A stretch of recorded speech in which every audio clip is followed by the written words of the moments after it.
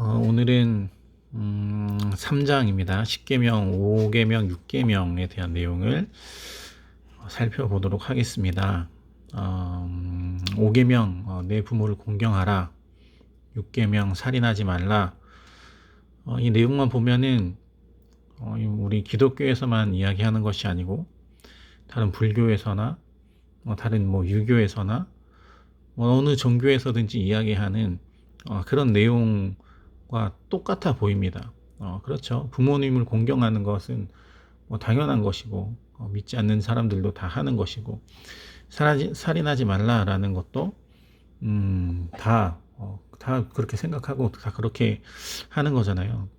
그런데 이게 10계명 안에 들어 있는데 그러면 다른 종교랑 별반 다를 게 없는 거 아닌가 라고 생각할 수 있지만 이 5계명과 6계명 내 부모를 공경하라, 살인하지 말라라는 것을 조금만 더 생각해 보면 그런 이 세상 종교에서 이야기하는 것과 다르다라는 것을 우리가 알 수 있습니다. 먼저 한번 이 내용을 한번 먼저 보도록 할게요. 1번 10계명의 핵심은 하나님 사랑과 이웃 사랑입니다. 10계명 중 하나님 사랑에 해당하는 계명은 무엇이며 이웃 사랑에 해당하는 계명은 무엇입니까? 우리가 지금까지 배웠던 1계명부터 4계명까지 하나님 사랑에 대한 계명이고 지금 5계명부터 10계명까지는 이웃 사랑에 대한 계명입니다. 근데 이 이웃 사랑에 대한 계명이 세상 종교에서도 이야기하는 것과 똑같거든요. 그래서 이것을 보고 기독교도 세상 종교와 다를 것이 없다. 윤리적인 것, 도덕적인 것만 이야기한다 라고 할 수 있는데 그것과 조금 다릅니다. 먼저 5계명을 보면 여기 뒤에 나오나 내용이 먼저 5계명을 보면 여기 이렇게 나오죠. 10계명의 5계명은 부모를 공경하라입니다. 부모님의 권위는 어디로부터 왔을까요? 부모님의 권위에 불순종하는 것은 곧 누구에 대한 불순종인가요? 이제 이게 이 생각이 다르다는 거죠. 세상 종교는 부모님이 나를 낳아주셨기 때문에 그 낳아주신 은혜에 대해서 또 나를 길러주신 은혜에 대해서 공경하는 그런 방향이지만 기독교는 그렇지 않습니다. 이 부모님의 권위가 누구로부터 왔냐라는 것이죠. 흔히 이제 자녀들을 우리가 생각할 때 하나님이 주신 선물이라고 합니다. 그래서 우리가 유아 세례를 받을 때, 이 아이의 유아 세례를 받을 때 이 아이가 하나님께서 주신 선물, 하나님께서 우리에게 맡겨주신 아이다라는 것을 다시 한번 기억하면서 이 아이를 하나님 주신 믿음으로, 하나님 말씀으로 잘 양육하겠다라고 서약을 하는 게 바로 이 유아 세례인데, 아이가 하나님께서 우리에게 주신 선물이듯이 이 자녀들의 입장에서도 부모님은 하나님께서 주신 선물입니다. 부모님도 선물이에요. 그렇기 때문에 이 부모님의 말씀에 순종하고 부모님을 공경하고 하는 것이 누구를 대하듯 해야 하냐면 하나님을 대하듯 해야 하는 것입니다. 그래서 이 부모님을 여기에 나오면 부모님의 권위에 불순종하는 것은 누구에 대한 불순종인가요? 하나님에 대한 불순종이 되는 거죠. 하나님이 우리에게 주신 선물이에요. 하나님께서 우리의 인생을, 우리의 삶을, 자녀들의 삶을 이렇게 잘 살아갈 수 있도록 어떻게 보면 선생님이 되는 거죠. 선생님을 붙여주신 것이, 믿음으로 잘 자랄 수 있도록 선생님을 붙여주신 것이 바로 부모님이다. 그렇기 때문에 이 부모님은 하나님께서 우리에게 주신 거기 때문에 이 하나님을 대하듯 부모님의 권세에 순종해야 한다라는 그런 내용이 되겠습니다. 밑에 보면 이제 로마서 13장 1절 또 2절 말씀을 가지고 이렇게 이야기를 했는데, 거기 보면 이제 부모님뿐만이 아니라 하나님이 세우신 모든 권세자, 지도자에게 복종하라라고 명령을 합니다. 교회나 학교나 국가의 지도자들, 이런 사람들에게 복종을 해야 된다. 근데 이제 그냥 생각하면은 뭐 맞는 말이다라고 생각할 수 있죠. 그런데 이제 한 가지 의문점이 드는 것이, 그러면 교회는 이제 알겠는데 학교 선생님이 불신자예요. 독실한 불교 신자예요. 그러면 이 선생님에 대한 말씀도 우리가 순종해야 되나요? 또 뭔가 학교의 선생님이, 과학 선생님이 진화론을 그렇게 주장을 하면서 아이들에게 알려줘요. 그럼 이거에 대해서도 우리가 순종을 해야 되나요? 또 뭐 여러 가지 막 그런 질문들이 있겠죠. 거기에는 이제 한 가지 조건이 있습니다. 그것이 이제 이 4번 문제인데, 조건이 있어요. 뭐냐? 주 안에서라는 거. 주 안에서. 주 안에서, 하나님의 말씀 안에서 정말 하나님의 말씀을 거스르지 않는 것들이라면, 이 진리 문제가 아니라면 우리가 순종하는 것이 맞죠. 하지만 이 진리 문제에 있어서 뭔가 잘못된 것들을 가르치거나 잘못된 것들을 요구하면 거기에서는 우리가 순종할 필요가 없습니다. 순종할 필요가 없다라기보다도 순종하면 안 되는 거죠. 어쩔 수 없이 해야 되는 경우가 있을 수도 있겠어요. 왜냐하면 군대나 뭐 이런 명령이 떨어지는 뭐 이런 관계 속에서는 어쩔 수 없지만 그 마음의 중심은 지켜야 한다는 거예요. 우리는 하나님의 말씀에 순종하는 자들입니다. 하나님의 말씀에. 아무리 부모님이라도 너 교회 가지 마라. 믿지 않는 부모님이 너 교회 가지 마라. 예수님 믿지 마라. 뭐 이렇게 말한다고 해서 그 부모님의 말씀에 순종해야 할까요? 그것은 아니죠. 주 안에서, 에베소서 6장 1절에 여기 나와 있잖아요. 자녀들아, 주 안에서 너희 부모에게 순종하라. 이 주 안에서라는 조건이 꼭 들어갑니다. 뭐 학교 선생님에게, 뭐 나라의 지도자들에게, 뭐 이런 것들 당연히 순종해야 하는 것이 맞는데, 조건은 주 안에서, 진리 문제가 아닌 것에서는 순종을 하는 것이고, 거기에 뭔가 하나님의 말씀이 들어가고 진리의 문제가 생겨버리면 그것은 우리가 그 믿음을 지킬 수 있는 그런 믿음이 우리에게 필요하다라는 것이죠. 이것을 잘 하려면 쉽지 않아요. 이것을 잘 하려면 우리가 더 열심히 예수님을 잘 믿는 수밖에 없습니다. 더 열심히 하나님의 말씀을 읽고 더 열심히 예수님을 믿는 수밖에 없어요. 그렇습니다. 그래서 6번 보면 6계명, 살인하지 말라.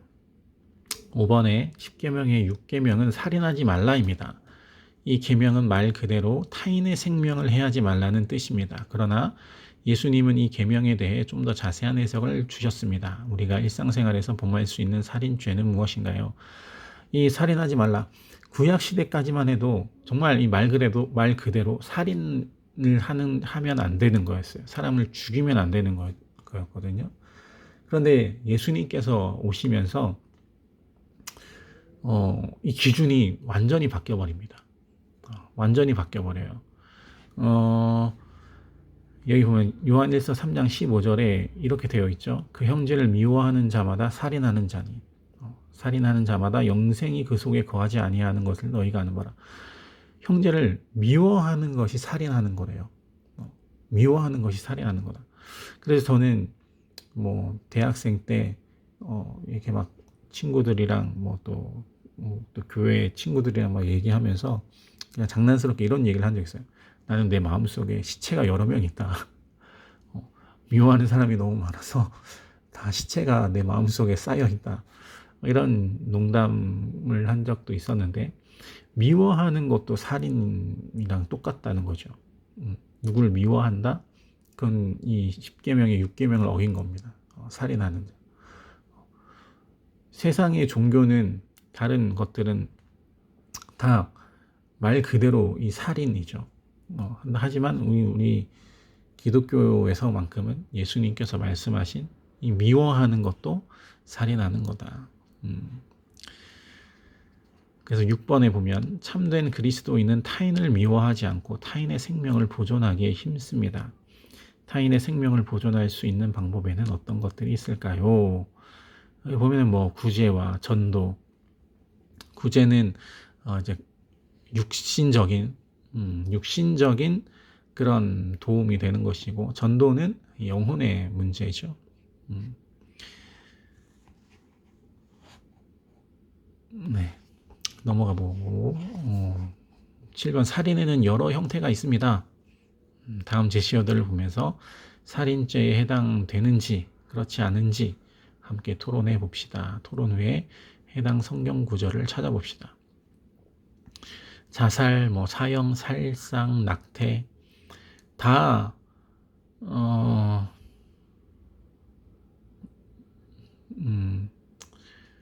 뭐 죽이는 거에 해당하는, 살인에 해당하는 것이죠. 이제 뭐 여기 밑에 설명을 쭉 보시면서 한번 이렇게 아이들과 한번 얘기를 나눠 보는 것도 좋을 것 같습니다. 네. 근데 사실 이제 이런 것들이, 특히 뭐 자살이나 낙태나 이런 것들은 현 시대에 정말 그런 문제이죠. 자살하는 사람들이 너무나도 많고, 너무나도 쉽게 자살하는 사람들이 많고, 자살은 나 편하자고 하는 거거든요. 나 편하자고 나를 죽이는 거거든요. 나를 죽이는 자살이 살인 행위이기 때문에 이거에 대해서 우리 아이들도 좀 뭔가 깊이 생각해 볼 필요가 있다고 생각합니다. 또한 낙태도 마찬가지죠. 너무나 쉽게 생각하는 거예요, 낙태도.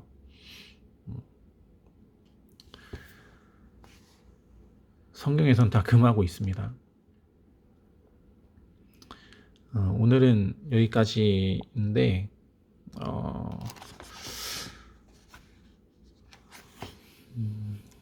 제가 뭔가 할 얘기가 있었는데 까먹었네요.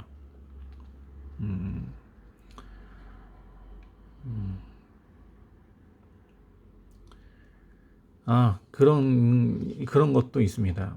십계명에 총 10가지 중에 8가지는 다 하지 말라라는 명령이고, 2가지는 하라라는 명령입니다. 이 하라라는 명령이 4계명과 5계명인데, 4계명은 안식일을 거룩하게 지켜라. 그리고 5계명 부모를 공경하라. 이런 뭐 특징이 있습니다. 하라와 말라의 차이점은, 말라는 하기 때문에 말라는 거고, 하라는 것은 안 하기 때문에 하라라는 것이죠.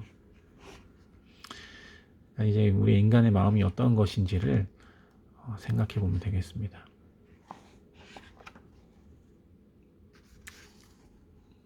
제가 이제 하려고 했던 이야기가 이거예요.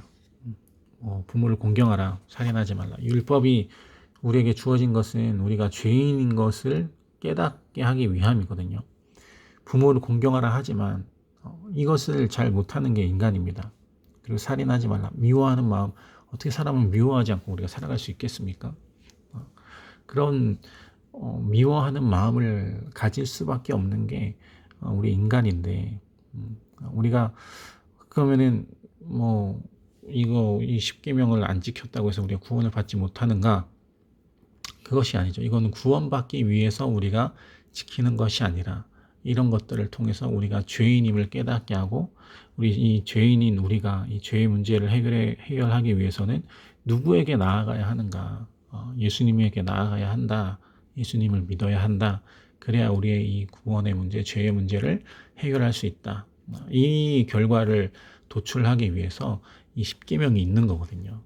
그렇다고 우리 아이들이 이렇게 이 십계명의 말씀을 제대로 지키지 못하기 때문에 나는 구원받지 못했어, 나는 예수 믿을 자격이 없어, 나는 교회 다닐 자격이 없어, 이런 게 아니라, 그렇기 때문에 나한테는 예수님이 필요하다. 이 결론으로 가야 하는 것입니다. 이것이 중요하기 때문에 이것을 꼭 기억하셔서 내일 아이들에게도 꼭 전달해 주시면 감사하겠습니다. 오늘은 여기까지 하도록 하고요. 그러면 내일 뵙도록 하겠습니다.